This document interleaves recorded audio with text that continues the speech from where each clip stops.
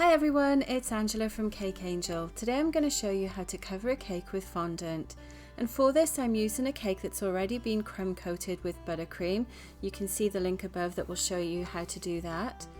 And the first thing I'm going to do is actually measure the size of fondant that I need. So you need to measure the height of your cake and also across your cake. Okay, so let's move this down a bit so you can see that a bit easier. So our fondant is going to need to be 4 inches plus 6 inches and then another 4 inches to go over the other side. So essentially we're going to have to make a large enough piece of fondant that's about 14 inches. First thing I'm going to do is add some shortening to my work surface, and this is to stop the fondant from sticking to the board whilst we roll it out. And fondant does have a tendency to stick to a board, so you just want to make sure you have a really nice layer of this on your board.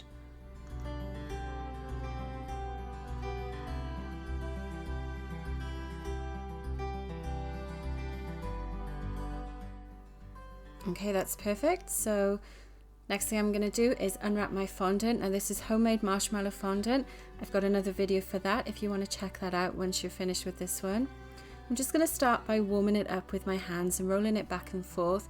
You'll see it gets a little bit shiny when I do this, and that's because it's picking up some of that shortening from the board as well. Next thing I'm going to do, I'm actually going to use paint sticks to measure the depth of my fondant when it's rolling out. Now you can use fancy rolling pins that have guide rings on them. I like to use this, it's a really cheap hack. They cost nothing from the DIY store. And now I'm going to set my tape measure at the end of my board, and I've set it to 14 inches so that I know when I get the right size of fondant. A little bit of shortening on my rolling pin, and that's again to stop the fondant from sticking to it. And I'm just going to go ahead and start rolling that out on the board. Now I like to pick my fondant up every so often, give it a quarter turn each time. This is to try and keep a nice even shape to it as well. So as we're rolling, the rolling pin is actually going to stop going any further once it hits those paint sticks. So it's a really good simple hack that you can use to make sure that your fondant is the equal depth all the way across. So again, just picking it up, turning it round again.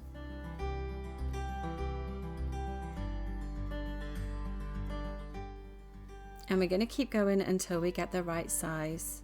You might have to move your sticks a little bit just to accommodate the size of the fondant that we're rolling out.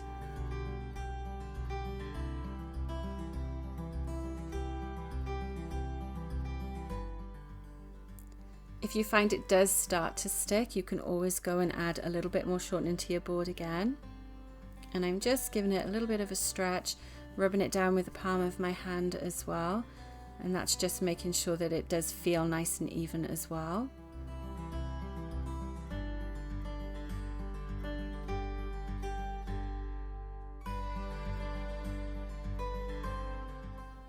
So you can see we're almost at the right size. You can just eyeball that against the measuring tape that's at the top of my board.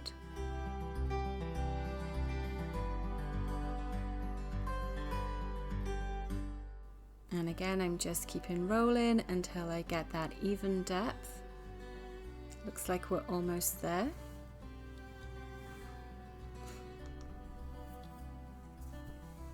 Let's check.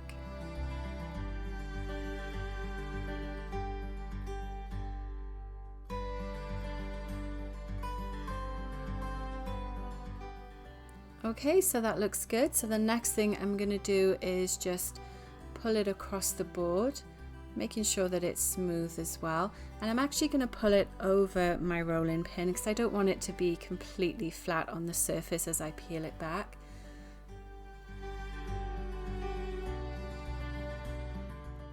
I'm going to bring my cake across,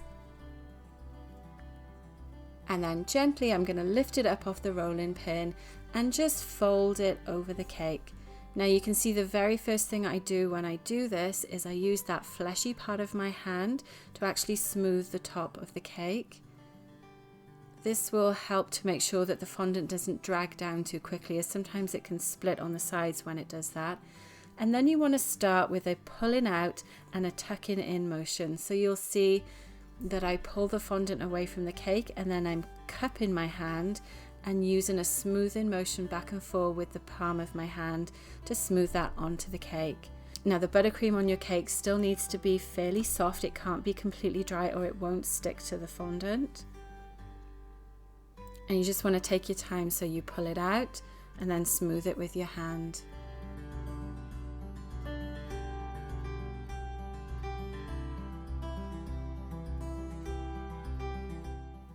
And you'll notice you do get some creases as you start to work your way around the latter parts of the cake. And the same thing again, you can use the other side of your hand to just push it down lightly, but be very careful. You don't want to put too much pressure on it, or you'll actually leave indentations from your knuckles or your fingerprints.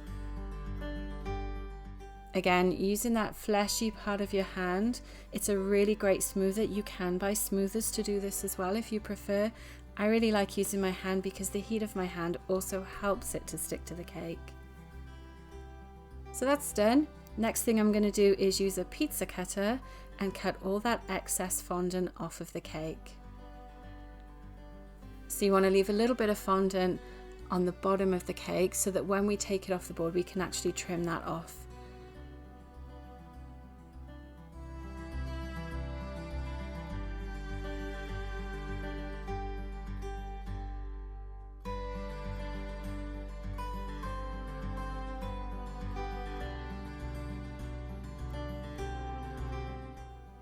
And then we're going to peel the rest off.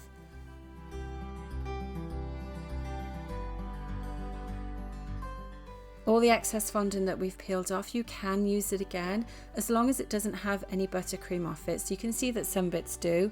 I'm just going to put those to one side. My kids will probably eat them. The rest of it I'm just going to roll up, and I can use that for something else.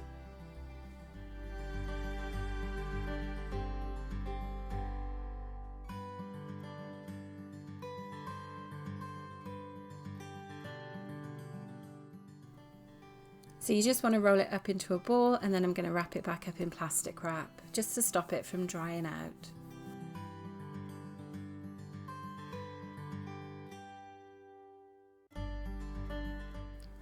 Okay, so I'm just going to go around the cake again and give it another smooth with my hands.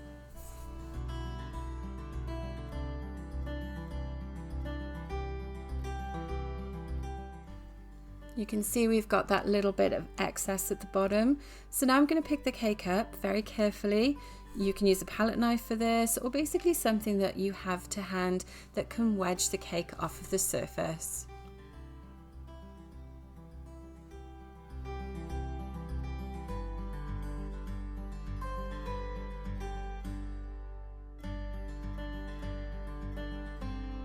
I'm using my hand first just to get all that excess straight instead of it being a little bit turned over as it was on the board.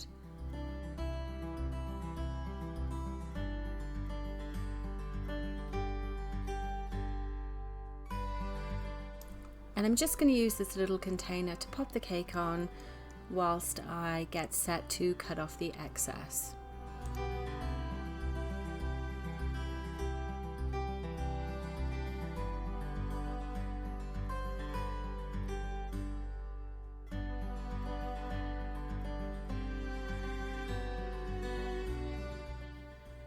Okay, so next I'm going to go around.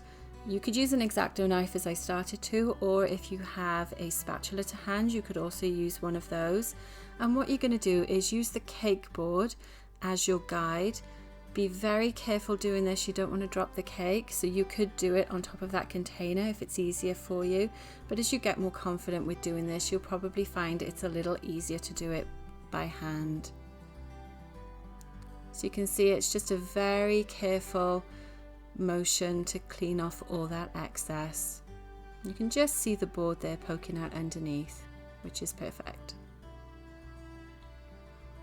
And that's going to give you a really clean edge to your cake, which you could always pipe some decoration on. You could put a rope border on it as well.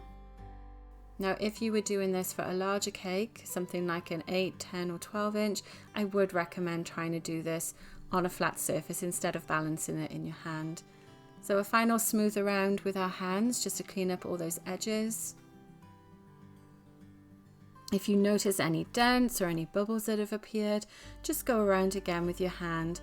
If once the cake has been sat for a while you notice any further bubbles, you can just use a little pin and actually burst those and then smooth it again with your hand. The fondant will take quite a long time to dry completely. It doesn't dry rock hard. Okay, so there we go, that's our cake nicely covered. I hope this has been helpful for you. Don't forget to like the video and also subscribe to my channel, and thanks very much for watching.